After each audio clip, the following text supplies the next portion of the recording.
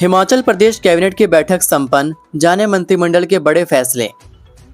मुख्यमंत्री सुखविंदर सिंह सुक्खू की अध्यक्षता में मंगलवार को राज्य मंत्रिमंडल ने 31 दिसंबर 2024 तक 12 वर्ष या उससे अधिक की सेवा पूरी कर चुके 1386 पात्र जल रक्षकों को जल शक्ति विभाग में पंप अटेंडेंट के रूप में नियुक्त करने का निर्णय लिया। राज्य मंत्रिमंडल ने वर्ष 2025 के लिए बाजार हस्तक्षेप योजना के अंतर्गत 12 रुपये प्रति किलोग्राम की दर से सेब की खरीद को मंजूरी दी है। इस योजना के अंतर्गत बी और सी ग्रेड के किन्नू, माल्टा और संतरा 12 रुपये प्रति किलोग्राम, गलगल 10 रुपये प्रति किलोग्राम और अंकुर, कलमी और कच्चा अचारी आम 12 रुपये प्रति किलोग्राम की दर से खरीदने का निर्णय लिया गया है। मंत्रिमंडल ने आपदा प्रबंधन एवं पुनर्वास पर गठित मंत्रिमंडल उप समिति की सिफारिशों को मंजूरी दे दी। राजस्व मंत्री जगत सिंह नेगी की अध्यक्षता में गठित इस उप समिति का उद्देश्य राज्य की आपदा तैयारी और पुनर्वास तंत्र को सुदृढ़ बनाने के उपायों की जांच और सुझाव देना है।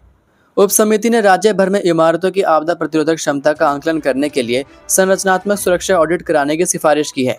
इन ऑडिट के आधार पर आपदाओं के दौरान संरचनात्मक क्षति के जोखिम को कम करने के लिए पुनर्निर्माण उपाय किए जाएंगे। आपदा प्रतिरोधी बुनियादी ढांचे के महत्व पर जोर देते हुए समिति ने राज्य भर में भूकंप प्रतिरोधी और आपदा प्रतिरोधी निर्माण को अनिवार्य बनाने की भी सिफारिश की है।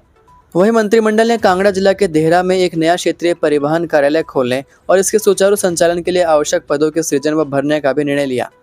मंत्रिमंडल ने राज्य भर के जिला अस्पतालों और चुनिंदा आदर्श स्वास्थ्य संस्थानों में कीमोथेरेपी के लिए 18 डे केयर सेंटरों के उन्नयन और उन्हें सुसज्जित करने को मंजूरी दी।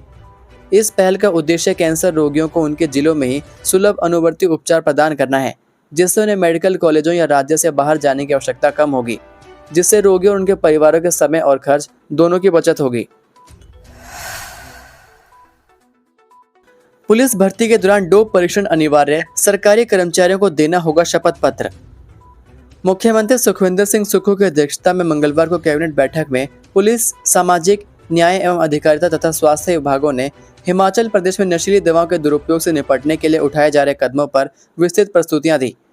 उन्होंने कहा कि राज्य सरकार ने नशीली दवाओं के खतरे के प्रति शून्य सहिष्णुता की नीति अपनाई है और युवाओं को नशीली दवाओं के दुरुपयोग का शिकार होने से बचाने के लिए पूरी तरह प्रतिबद्ध है। उन्होंने राज्य के युवाओं को नशे की लत से बचाने के लिए नशीली दवाओं के नेटवर्क को ध्वस्त करने हेतु समन्वित कार्रवाई की तत्काल आवश्यकता पर बल दिया। कैबिनेट ने पुलिस भर्ती के दौरान चिट्टा के लिए डोप परीक्षण अनिवार्य करने का निर्णय लिया। इसके अलावा सभी नए सरकारी कर्मचारियों को यह पुष्टि करने वाला एक शपथ पत्र प्रस्तुत करना होगा कि वे चिट्टा का सेवन नहीं करते हैं। मुख्यमंत्री ने स्पष्ट किया कि नशीली दवाओं से संबंधित गतिविधियों में शामिल पाए जाने वाले किसी भी सरकारी कर्मचारी के खिलाफ कड़ी कार्रवाई की जाएगी। यात्रियों के लिए खुशखबरी, एचआरटीसी लाने जा रहा हिम प्लस कार्ड, किराए में मिलेगी 5% की छूट। हिमाचल पथ परिवहन निगम अब यात्रियों को और अधिक सुविधाएं देने जा रहा है। उप मुख्यमंत्री मुकेश अग्निहोत्री की अध्यक्षता में हुई निदेशक मंडल की बैठक में हिमबस प्लस कार्ड को लागू करने का फैसला लिया गया है। यह कार्ड सभी सामान्य, डीलक्स और वोल्वो बसों में मान्य होगा। खास बात यह है कि इस कार्ड पर सभी श्रेणियों की बसों में किराए पर 5% की छूट मिलेगी। मौजूदा ग्रीन कार्ड, स्मार्ट कार्ड और सम्मान कार्ड को भी अब इसी नए कार्ड में मर्ज किया जाएगा, जिससे यात्रियों को इन कार्ड्स की छूट के साथ साथ हिमबस प्लस की अतिरिक्त छूट भी मिलेगी। इसके अलावा वोल्वो बसों में यात्रियों को कुल 20% तक की छूट मिलेगी। निगम प्रबंधन हर महीने यात्रियों को लॉयल्टी कैशबैक भी देगा, यानी जो यात्री जितना अधिक कार्ड का उपयोग करेंगे उन्हें उतना अधिक किराए पर कैशबैक मिलेगा। यह कदम एचआरटीसी को निजी बस ऑपरेटरों से मिल रही प्रतिस्पर्धा के जवाब में उठाया गया है। अब स्कूल कॉलेज के छात्रों, सरकारी कर्मचारियों और व्यापारी वर्ग के लिए ऑनलाइन बस पास की सुविधा शुरू की जा रही है। पास अब मैनुअली नहीं बल्कि डिजिटल तरीके से बनाए जाएंगे। इसके लिए RFID कार्ड जारी होंगे और शुल्क भी ऑनलाइन जमा किया जा सकेगा। अब निगम की सभी बसों में GPS सिस्टम लगाया जाएगा ताकि यात्रियों को बस की लाइव लोकेशन पता चल सके। शिमला की 82 बसों में यह सुविधा लागू हो चुकी है, जिसे आगे चरणबद्ध तरीके से सभी बसों में लागू किया जाएगा। वहीं एचआरटीसी के चालक और परिचालक अब ग्रे रंग की बजाय खाकी रंग की वर्दी पहनेंगे। जब तक नई वर्दी उपलब्ध नहीं होती तब तक कर्मचारियों को नकद राशि दी जाएगी। टीजीटी भर्ती के लिए आवेदन वीरवार तक, अभ्यर्थियों का आंकड़ा 65,000 पार, 2 बार बढ़ चुकी है तिथि। टीजीटी भर्ती के 937 पदों के लिए वीरवार तक आवेदन किए जा सकेंगे। अभी तक भर्ती के लिए 65,189 आवेदन आ चुके हैं। हिमाचल प्रदेश राज्य चयन आयोग द्वारा आयोजित टीजीटी भर्ती के लिए आवेदन प्रक्रिया अब अंतिम चरण में है। 31 जुलाई रात 11:59 तक अभ्यर्थी ऑनलाइन आवेदन कर सकते हैं। टीजीटी नॉन मेडिकल के लिए 14,087, टीजीटी आर्ट्स के लिए 38,629 और टीजीटी मेडिकल के लिए 11,937 आवेदन आ चुके हैं। चयन आयोग इन वर्गों में क्रमशः 343, 437 और 169 पद भरने जा रहा है। 3 जुलाई तक निर्धारित आवेदन की अंतिम तिथि को आयोग ने 2 बार बढ़ाया है। प्राकृतिक आपदा और भारी वर्षा को देखते हुए पहले इसे 17 जुलाई और फिर 31 जुलाई तक तिथि बढ़ाई गई।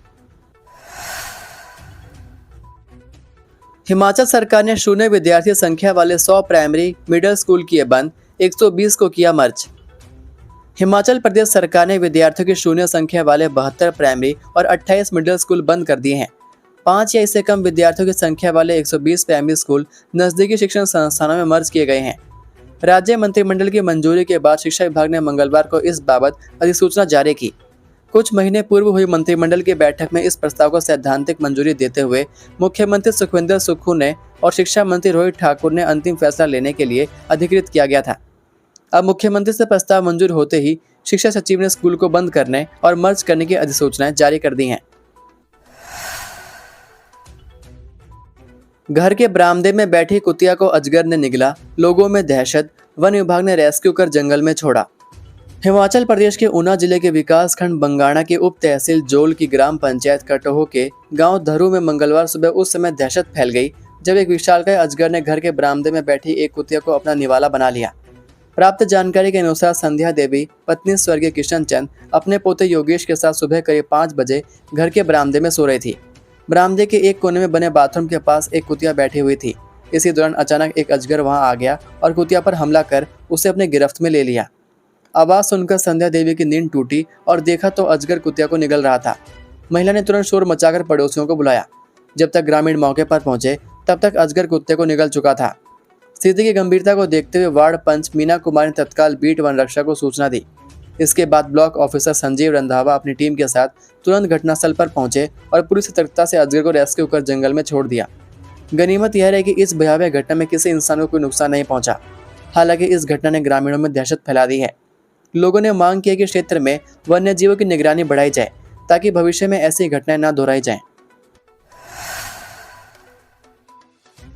ऊना अस्पताल में मरीजों को परोसी कीड़ों वाली दाल, खाने की थाली देख भड़के लोग। हिमाचल प्रदेश के ऊना जिले के क्षेत्रीय अस्पताल में स्वास्थ्य सेवाओं की पोल उस वक्त खुल गई जब सोमवार रात मरीजों को परोसी गई दाल में कीड़ा निकल आया। घटना के बाद से अस्पताल और स्वास्थ्य विभाग में हड़कंप मच गया है। इस गंभीर लापरवाही ने न केवल अस्पताल प्रशासन की कार्यप्रणाली पर सवाल खड़े कर दिए बल्कि मरीजों और उनके परिजनों में भी जबरदस्त रोष फैल गया। मरीज द्वारा इस घटना का वीडियो रिकॉर्ड कर सोशल मीडिया पर शेयर कर दिया गया, जो देखते ही देखते वायरल हो गया। वायरल वीडियो में साफ दिख रहा है कि खाने में कीड़ा तैर रहा है। यह दृश्य किसी भी मरीज के लिए भयावह और स्वास्थ्य के लिए खतरनाक हो सकता है। जानकारी के अनुसार यह खाना एक निजी ठेकेदार के माध्यम से तैयार कराया जाता है, जिसे टेंडर के जरिए अस्पताल में मरीजों के लिए 3 समय का भोजन उपलब्ध करवाने की जिम्मेदारी सौंपी गई है।